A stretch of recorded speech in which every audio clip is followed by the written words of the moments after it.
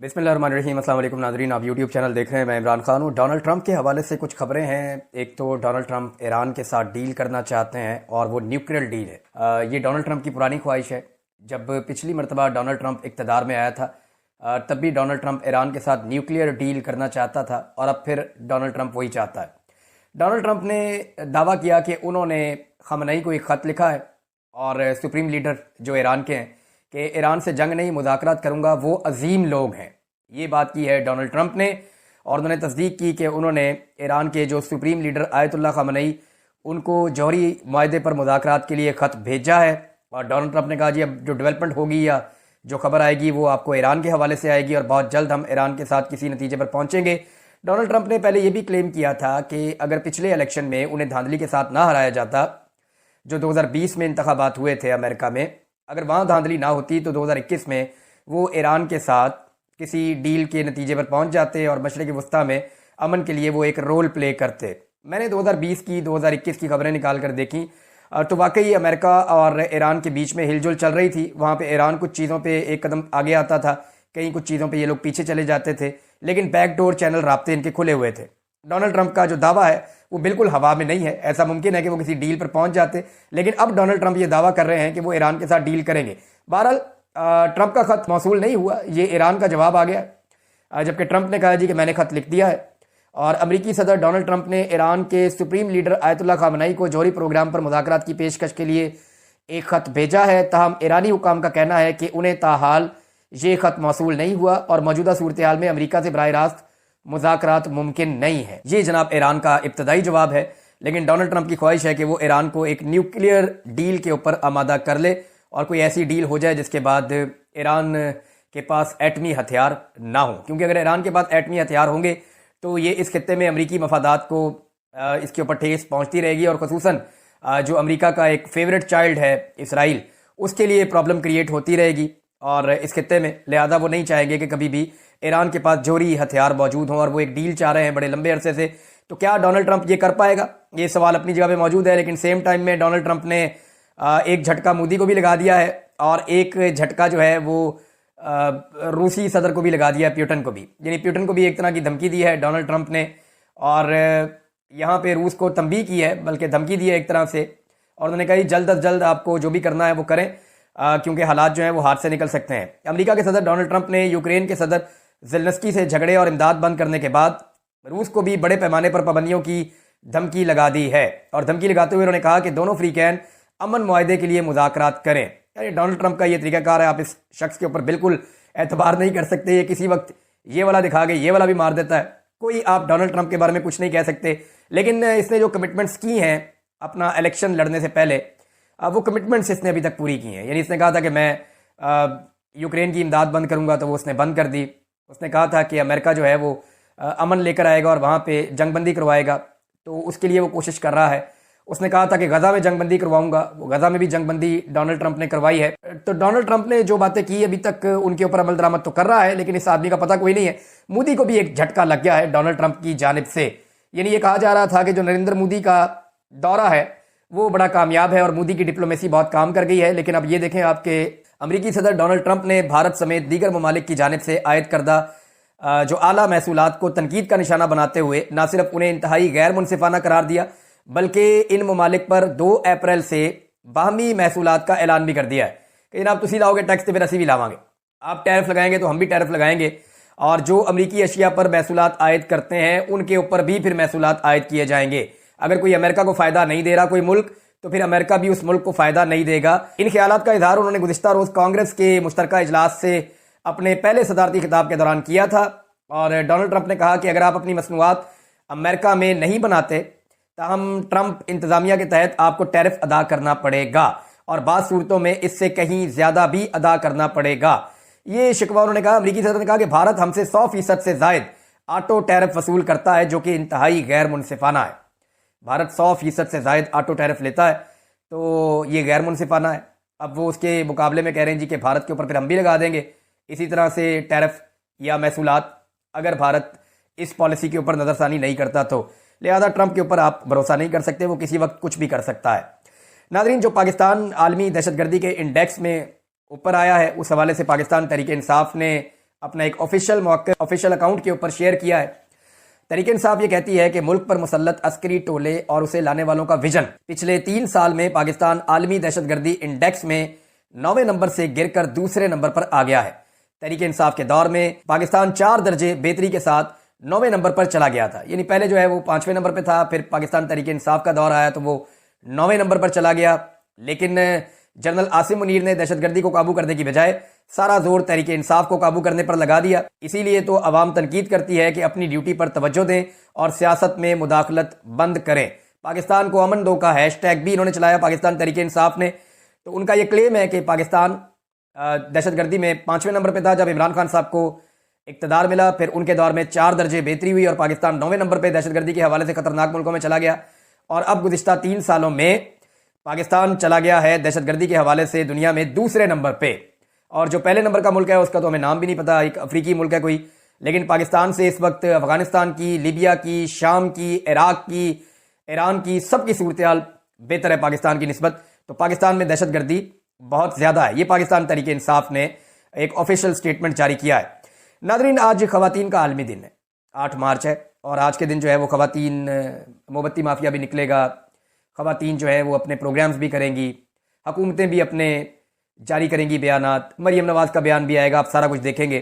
لیکن کچھ حقائق ہیں، آج کا دن جو ہے وہ سلام پیش کرنا چاہیے ان خواتین کو جو جمہوریت کے لیے اور اپنے حقوق کے لیے کھڑی رہیں۔ ان میں مہارنگ بلوچ صاحبہ جو ہے، ان کے ساتھ بلوچستان کی ہزاروں بیٹیاں انصاف کے لیے آج بھی دربدر ہیں۔ یاسمین راشد صاحبہ کی نشست کے اوپر قبضہ کیا ہوا ہے 3 مرتبہ وزیر اعظم رہنے والے نے، اور ڈکیتی ماری ہے ان کی سیٹ کے اوپر، اور انہیں صرف اپنی انا کی تسکین کے لیے اس وقت تک جیل میں رکھا ہوا ہے، تو ان کو سلام پیش کرنا چاہیے۔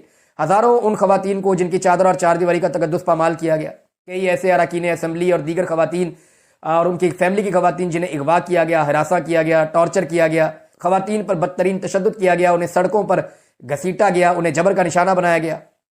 قومی اسمبلی میں آج بھی خواتین کی 19 نشستیں، سینٹ میں خواتین کی 2 نشستیں، پنجاب اسمبلی میں خواتین کی 24 نشستیں، اور خیبر پختونخوا اسمبلی میں خواتین کی 17 نشستیں خالی ہیں۔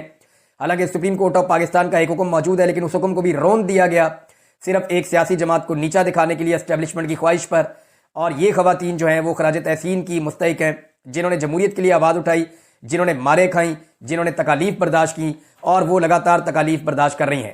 عمران خان صاحب کی اہلیہ جو ہیں وہ ایک اپنے شوہر سے وفا کی قیمت چکا رہی ہیں، وہ کوئی سیاسی خاتون نہیں ہیں، لیکن وہ بھی خراج تحسین کی مستحق ہیں کہ انہوں نے ہاؤس اریسٹ کو چھوڑ کر جیل میں جا کر بند ہونا پسند کیا اور عدالت سے رجوع کر کے خود جیل پہنچیں۔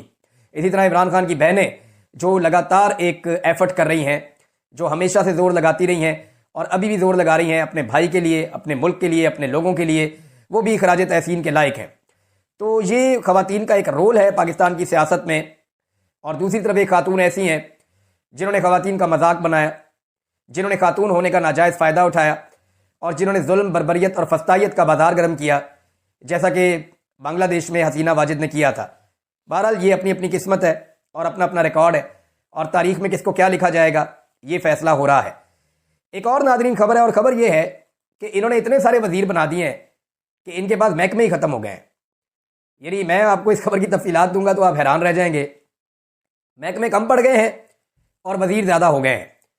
یعنی شہباز شریف سرکار نے ایک ایک محکمے میں 2 3 وزیر جو ہیں وہ لگا دیے ہیں۔ وزارت داخلہ میں 3 وزیر لگا دیے ہیں، وزارت قانون اور انصاف میں، وزارت اوورسیز پاکستانیز میں، وزارت ریلوے میں، وفاقی وزیر تعلیم میں، وزارت تعلیم کے اندر، وزارت پبلک افیئرز کے اندر، اور اس کے علاوہ ہیلتھ سروسز کے اندر 2 وزیر لگا دیے ہیں۔ یعنی ایک ایک وزارت کے اندر 2 بندے بٹھا دیے ہیں، 3 بندے بٹھا دیے ہیں۔ وجہ کیا ہے کہ محکمے کم پڑ گئے ہیں، وزیر ان کے پاس زیادہ ہے۔ تو جب جوتوں میں دال بٹ رہی ہو نا، یا جب ایسے انڈی پڑی ہوئی ہو، وہ کہتے ہیں نا انا ونڈے ریڑیاں مڑ مڑ اپنے آنوں، تو یہ وہی چکر ہے۔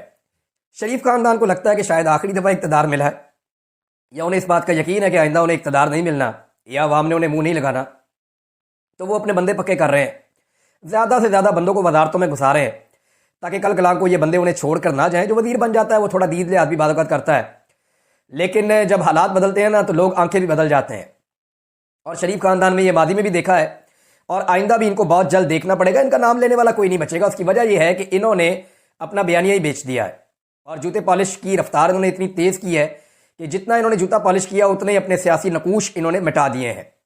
ناظرین، جو ڈاکٹر کے ساتھ بدتمیزی والا واقعہ پیش آیا مریم نواز صاحبہ نے کیا، خود تو ڈاکٹر نہیں بن سکی، نالائق طالب علم تھیں، ان کے والد وزیر اعظم تھے، انہوں نے پوری کوشش کی کہ ان کی بیٹی ڈاکٹر بن جائے، لیکن بیٹی نالائق تھی، وہ ڈاکٹر نہیں بن سکی، والد کی ساری سہولت کاری بھی کسی کام نہ آئی، تو اب جو ہے وہ غصہ اتار رہی ہیں دوسرے ڈاکٹرز کے اوپر۔ فیصل واڈا صاحب نے یہ بتایا کہ ایکچولی یہاں پہ ہوا کیا تھا اسپتال میں، اور فیصل واڈا صاحب کو جو انفارمیشن آتی ہے وہ ان کے قبیلے سے آتی ہے، یعنی اسٹیبلشمنٹ سے آتی ہے۔ تو مریم نواز نے کیا یہ تھا کہ کوئی پوچھنے والا نہیں ہے، کیا اللہ کو جواب نہیں دینا، آپ ایم ایس ہیں، آپ کو کس نے رکھا ہے یہاں پہ، آپ کو تو کچھ پتہ ہی نہیں ہے، یعنی اس بندے کو فارغ کر دو، نکال دو نوکری سے، آپ شکر کریں میں آپ کو گرفتار نہیں کروا رہی۔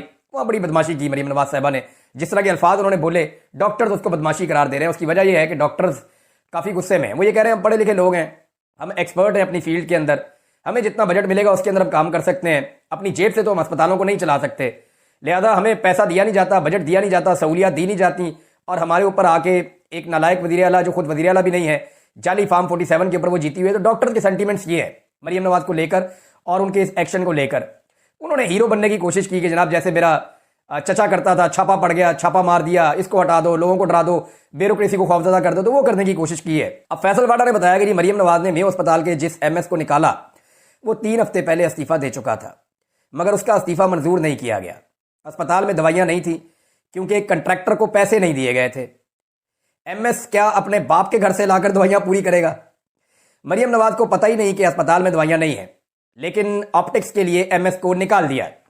اچھا، اس میں اسپتال کے ذمہ بہت بڑی لائبلٹی بھی ہے، یعنی اسپتال نے کنٹریکٹرز کے پیسے دینے ہیں اور حکومت وہ پیسہ جاری نہیں کر رہی، بڑی مشکل سے تھوڑے سے پیسے حکومت نے آپ جاری کیے ہیں جب حکومت کے اوپر تنقید ہوئی ہے، لیکن حکومت پیسہ دے نہیں رہی۔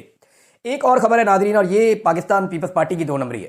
پاکستان پیپلز پارٹی نے ساری زندگی سندھ کے پانی کے اوپر اور دریاؤں کے اوپر جو ہے وہ سیاست کی ہے، اور ہمیشہ مخالفت کی ہے کہ پنجاب کے اندر کوئی نئی نہر نہ نکالی جائے، پنجاب کے اندر کوئی ڈیمز نہ بنائے جائیں، حتیٰ کہ واٹر ریزرو بھی نہ بنائے جائیں، اس سے جو ہے وہ سندھ کے ہاریوں کا پانی بند ہو جائے گا۔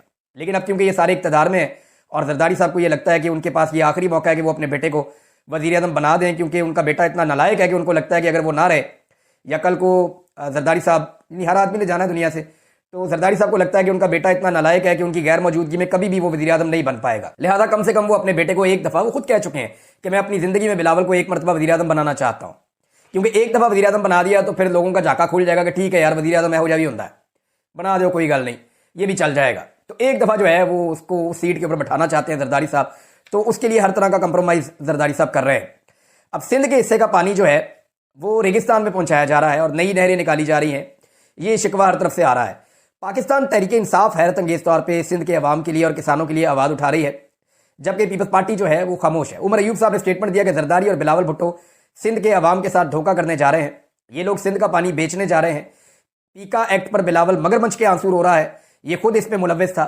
شہباز شریف ہر وقت بوٹ پالش کے چکر میں ہوتا ہے۔ بہرحال یہ سندھ کا پانی بیچنے جا رہے ہیں، یہ عمر ایوب صاحب نے کہا ہے۔ سندھ سے کچھ لوگوں کا مجھے فون آیا، انہوں نے کہا جی ہم ڈیٹا شیئر کرنا چاہتے ہیں، میں نے کہا جی بالکل کریں، آپ کے ساتھ جو بھی زیادتی ہونے والی ہے، میں پہلے بھی آپ کو بتا چکا ہوں کہ پنجاب کی زرخیز زمینوں کو ریزیڈینشل سوسائٹیوں میں بدل کے پلاٹوں کا کاروبار کر کے جو پنجاب کی وہ زمینیں جو ریگستان والی ہیں اب ان کو سیراب کرنے کی کوشش کی جا رہی ہے۔ اس کے لیے اضافی پانی لگے گا، پانی پاکستان میں پہلے ہی کم ہے۔ تربیلا میں اور منگلا میں اس وقت واٹر لیول بہت زیادہ نیچے ہے، چاول کی آگے کاشت کرنی ہے، اب اس حوالے سے بھی جو ہے وہ کسان بہت پریشان ہے، واٹر لیول بہت نیچے چلا گیا ہے اور کسان بہت پریشان ہے، حکومت ان کی پریشانی دور کر نہیں پا رہی۔ ناظرین ایک چیز میں جاتے جاتے اور کرنا چاہتا ہوں اور یہ ضروری ہے، انجینئر محمد علی مرزا صاحب نے ایک ویڈیو کی، میں نے اب وہ سوالات دیکھے، میرے پاس ٹائم ہی نہیں تھا تو میں نے وہ اب دیکھیں، انہوں نے کچھ سوالات پوچھے کہ ان کے جواب جناب دے دیں، تو میں انجینئر صاحب کو کچھ چیزیں بڑی کلیئر کر دوں۔ ایک تو کچھ سوالات انہوں نے جو پوچھے وہ پاکستان تحریک انصاف سے ان کو پوچھنے چاہیے اور تحریک انصاف ہی ان کو جواب دے گی، جیسا کہ تحریک انصاف کے شہریار افریدی صاحب نے کہا تھا کہ آرمی چیف قوم کا باپ ہوتا ہے، تو مجھے تو اس بات سے کبھی بھی کوئی اتفاق نہیں تھا، یہ تو بات ہی غلط ہے، کوئی کسی کا باپ نہیں ہوتا، اپنا ہی باپ ہوتا ہے۔ تو لیکن شہریار افریدی صاحب نے تھوڑے دن پہلے اس اسٹیٹمنٹ کو نیگیٹ کیا ہے، بلکہ انہوں نے بڑا سخت ایک بیان دیا اور انہوں نے کھل کر کہا کہ جی ایسا کیسے ہو سکتا ہے کہ انڈیا کے آرمی چیف کو نہیں جانتے آپ، باقی آرمی چیف کو آپ نہیں جانتے، پاکستان کے آرمی چیف کو ہر چیز کے اندر مداخلت ہوتی ہے، ہر محکمے کے اندر، ہر جگہ کے اندر۔ تو انہوں نے کافی کلیئر کیا اپنے پرانے اسٹیٹمنٹ کو اور انہوں نے بتایا کہ اب وہ ایسا نہیں سوچتے، لیکن اس طرح کے سوالات جو پوچھنے ہیں وہ انجینئر صاحب پوچھے پاکستان تحریک انصاف سے، میرے سے متعلق جو سوالات ہیں ان کے جواب دینے کے لیے میں پابند ہوں، لیکن انجینئر صاحب نے جو چند جھوٹ بولے ہیں اور جو کچھ فراڈ کیے ہیں وہ میں ان کے سامنے رکھ دیتا ہوں. ذرا ان کے جواب پہلے وہ دے دیں. انہیں بہت شوق ہے مناظرے کرنے کا، حالانکہ جب بھی کوئی مناظرہ کرنے کے لیے پہنچتا ہے عالم دین، مجھے تقریباً 2 درجن علماء کرام نے اب میسیجز کر دیے ہیں کہ جناب ہمارے ساتھ بات کر کے یہ مکر کے بھاگ گئے. یعنی علماء کرام مجھے یہ بتا رہے ہیں کہ جناب ہمارے ساتھ رابطے ہوئے ہیں، ہم نے ان کو سوالات بھجوائے، ان کے ساتھ بات چیت کی ہے، ہماری خط و کتابت ہوئی ہے، آپس میں بات چیت ہوئی ہے، اور یہ ہمیشہ بھاگ جاتے ہیں مناظرے سے. یہ بہت سارے علماء کرام کو یہ شکوے اور شکایتیں ہیں. لیکن میرے بارے میں کچھ چیزیں انہوں نے کہیں، کچھ جھوٹ بولے، وہ میں ان کے سامنے رکھ دیتا ہوں. ذرا ان کا پہلے جواب دے دیں تاکہ پھر ان کو بیٹھنے میں آسانی رہے. اور یہ مرزا صاحب میں پرچہ آؤٹ کر رہا ہوں، ان کا اب آپ نے جواب دینا ہے. نمبر 1، آپ نے کہا کہ میں نے سیاسی جلسے میں تقریر کی. ثابت کریں جی کون سا سیاسی جلسہ ہے جس میں میں نے تقریر کی؟ میں نے آج تک کسی بھی سیاسی جماعت کے جلسے میں تقریر نہیں کی. ہاں کچھ صحافی ہیں انہوں نے کی ہے، فضل الرحمان صاحب کے جلسے میں، تحریک لبیک کے جلسے میں، نون لیگ کے جلسے میں، تحریک انصاف کے جلسوں میں، طاہر القادری کے جلسوں میں صحافیوں نے تقاریر کی ہیں. لیکن میں نے آج تک کسی سیاسی جماعت کے جلسے میں تقریر نہیں کی ہے. یہ آپ ثابت کریں کہ کہاں کی ہے. نمبر 2، آپ نے الزام لگایا کہ فیض حمید کے ساتھ مل کر میں نے بندے اغوا کروائے ہیں. میں نے اپنی پوری زندگی میں فیض حمید سے نہ کبھی ملاقات کی، نہ کبھی اسے ٹیلی فون پہ بات کی، نہ کبھی میں اس کو ملا 1 منٹ کے لیے بھی، 2 منٹ کے لیے بھی، کوئی 1-2 جملوں کا تبادلہ بھی نہیں ہوا. میں اس بندے کو جانتا ہی نہیں ہوں. ہاں یہ پتا تھا یہ DGISI ہے پاکستان کا، لیکن میری اس کے ساتھ کبھی کوئی انٹریکشن نہیں ہوئی. تو ایک تو میں فیض حمید سے کب ملا یہ آپ ثابت کریں اور بتائیں. نمبر 2، آپ یہ بتائیں کہ فیض حمید کے ساتھ مل کر میں نے کون سے بندے اغوا کروائے، ان کے ذرا نام بھی آپ شیئر کر دیں. نمبر 3، آپ نے کلیم کیا کہ اسد طور صاحب، مطیع اللہ جان صاحب اور ابصار عالم صاحب پر حملوں کی میں نے مذمت نہیں کی. میں اس کی ویڈیو جاری کر چکا ہوں، آپ نے وہ ویڈیو دیکھ بھی لی ہوگی کہ تینوں واقعات کی نہ صرف میں نے مذمت کی بلکہ میں ان کے ساتھ کھڑا ہوا. تو اب آپ اس کے اوپر یا تو معافی مانگیں یا ثابت کریں کہ میں نے مذمت نہیں کی. آپ نے کہا کہ عمران خان صاحب کے بچے باہر ہیں. اس معاملے پر آپ نے تنقید کی اور لوگوں کو منع کیا کہ عمران خان کا ساتھ نہ دیں، اپنے بچوں کو نہ آنے دیں. اور خود اپنے بچوں کے بارے میں آپ نے کہا کہ آپ کا کام مشکل ہے، لہذا آپ اپنے بچوں کو اس کام میں نہیں لانا چاہتے بلکہ آپ اپنے بچوں کو برطانیہ میں سیٹل کروا دیں گے. تو جناب آپ کے بچے اتنے قیمتی ہیں کہ دین کے کام، اتنا قیمتی کام، اتنا آنر والا کام آپ اپنے بچوں کو وہ نہیں کرنے دے رہے کہ اس میں رسک ہے. لیکن آپ عمران خان کے بچوں پہ سیم ٹائم میں سیم تنقید کر رہے ہیں جو پاکستانی ہیں بھی نہیں. ان کی ماں وہاں کی رہنے والی ہے، ان کی پرورش شروع سے ہی وہاں پہ ہوئی ہے.